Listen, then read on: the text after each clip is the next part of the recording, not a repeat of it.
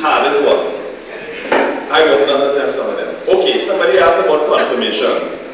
And what I want to say really is the history of the church and confirmation is not something we are familiar with today, because in fact it was for a long time given together.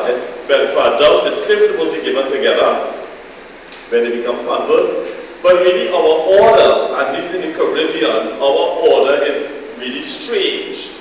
It's supposed to be baptism, confirmation, and Eucharist was the one that was held so par excellence that Eucharist is the one that was later if there was a split. Somehow or the other, in our tradition here, we got this confirmation before. Sorry, we got the first communion before, and maybe that is part of the reason why there is a lot of scant regard, like people who have made first communion. We have these darlings just now going out in procession, their first communion in church today. And then later on, the confirmation comes around, and the person was asking, well, why do we have to confirm to begin with? Well, if you take the common sense reasoning, hold on a second.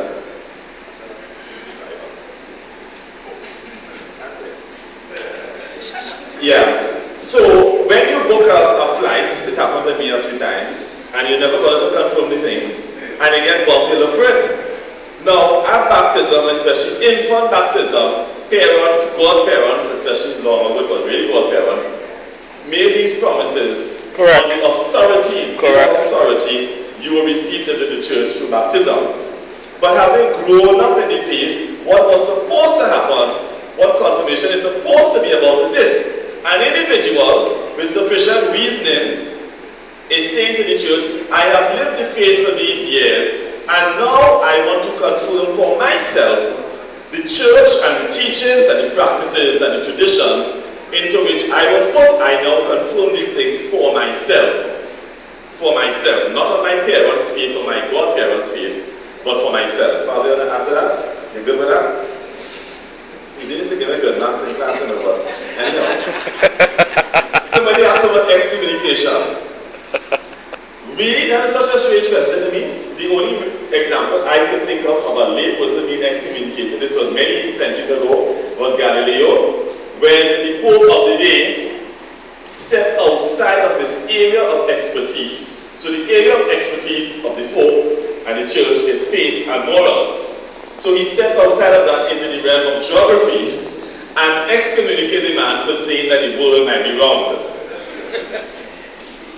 And only John Paul II, some years ago, he did a set of apologies about mistakes the Church had made, and when the Pope misspoke and lifted that kind of symbolically on Galileo. But excommunication, Thomas raised this point with me, this particular sin is very serious. Abortion is very serious, and as a matter of fact, strictly speaking, it is the Holy See. The Holy See, the Holy Father, strictly speaking, is the one to absolve that particular sin, because it is a form of murder. However, he has delegated to bishops, and bishops can delegate to their priests to do so. But if a bishop decides in any part of the world, you know what, I want to hear that particular sin myself, then an ordinary priest will not be able to absolve that sin. And the bishop could decide that. A bishop anywhere could decide that. Okay? Now in the region, as far as I know, all the bishops here have granted us, the priests, to absolve that sin.